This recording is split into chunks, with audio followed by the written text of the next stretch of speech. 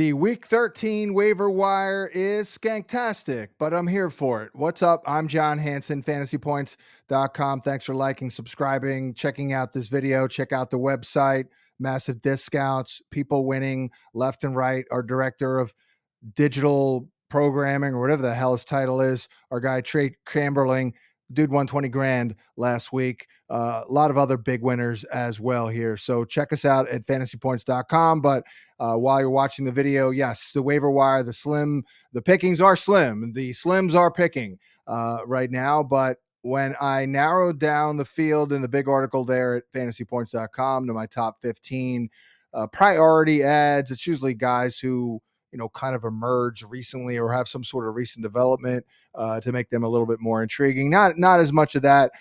Some of these, a lot of those dudes who fit that profile are, well, we're running out of dudes here. But at quarterback, I went here.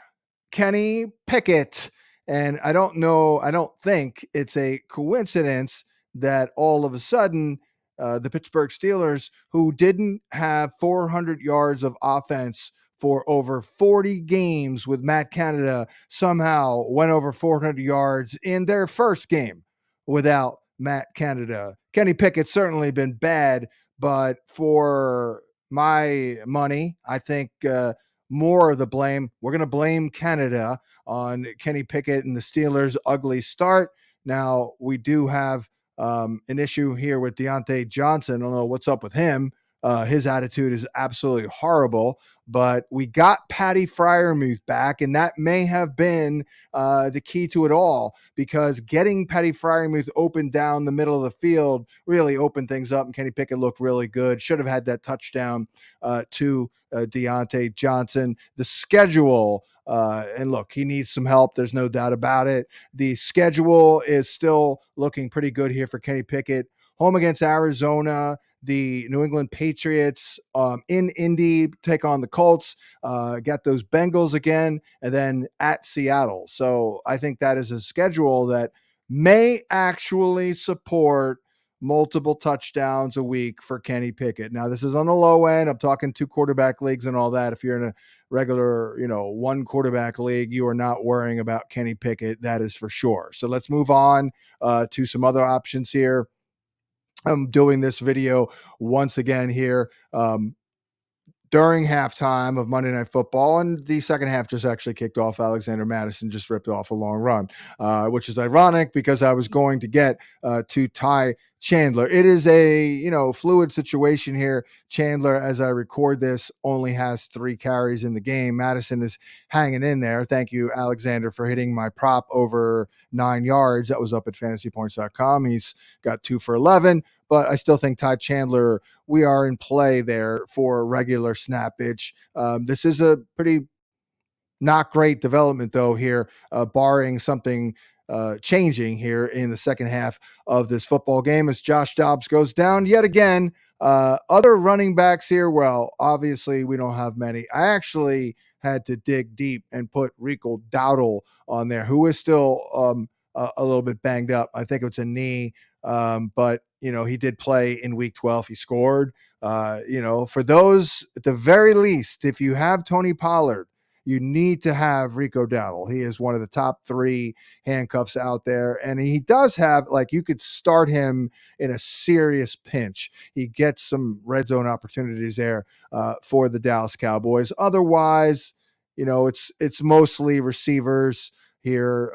Jaden Reed is still owned in more than 50% of Yahoo leagues, which really shocked me. I would pick up Noah Brown, who went under 50% ownership after being out week 12. I do think he'll play over Bobby Trees. I'm not sure when he'll return, but I don't think he's expected to miss too much time. Demario Douglas for the New England Patriots. Again, nobody cares, I guess, but if you need 10 PPR points, this guy will get it for you. Caught 6 balls in week number 12. Bunch of tight end. Oh, I wanted to get to Justin Watson for the Kansas City Chiefs.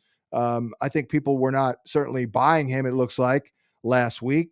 Only, 3%, 1% owned. So nobody cared. But I think right now, after another performance, we can certainly look at him in week 12 as a viable reach play.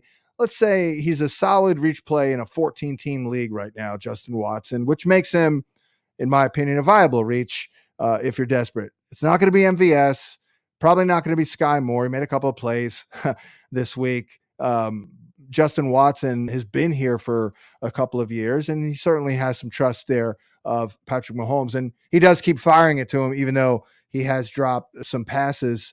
Otherwise, Curtis Samuel, I mean, he is week to week, but I went back and I looked because I noticed that there was some consolidation of targets last week with the top three guys, Samuel, McLaurin, and Dotson, soaking up 66% of the targets. So, maybe that helps Curtis Samuel. He is a little bit of a matchup guy. They don't have great matchups, but overall, his body work has been good this year.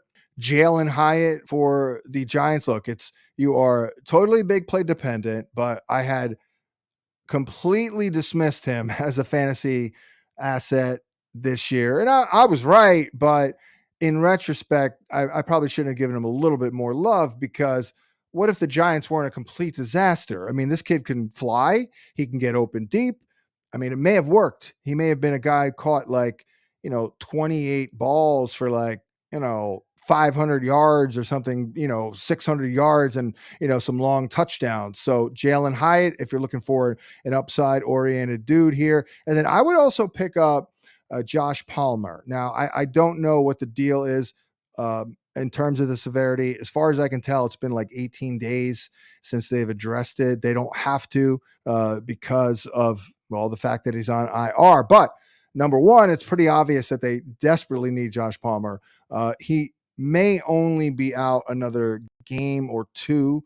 So that's a pretty good pickup, because this is a guy you can pretty much plug in third receiver in a 12-teamer with Justin Herbert. I mean, obviously, they need somebody else to step up. Josh Palmer, I've always liked Josh Palmer. I've talked him up since before he was drafted. He was a Senior Bowl guy. Yeah, he's solid, good route runner. Nothing special. I mean, like a super athlete, but he's good. And then otherwise, I know I'm bouncing around a little bit in this edition, but a bunch of tight ends, and certainly the way the league and defenses have evolved, those two high safeties. I mean, they are opening things up for these tight ends, so there are more of them than usual. It is a little frustrating. They kind of drift in and out of relevancy, but not Cade Otton for the Tampa Bay Buccaneers. Has got 4 more grabs in 5 of his last 6, and he's like top 3 in routes run through week 12 at the tight end position. I'm going to put Hunter Henry. I'm going to mention Hunter Henry. This is only for week 13 because my man goose egged my ass in week 12. I think we're going to Bailey Zappi. I think that might be less crappy than Mac Jones. Maybe stabilize things a little bit. Take the whole damn week of practice. And I'm with Rex Ryan. I saw, yeah, Bill, we don't care who your starter is, dude. You're not getting a competitive advantage. You're just screwing your players over because they don't know who the hell's starting. Not that I know what the hell to say to Bill Belichick, but Bill, it's not going well.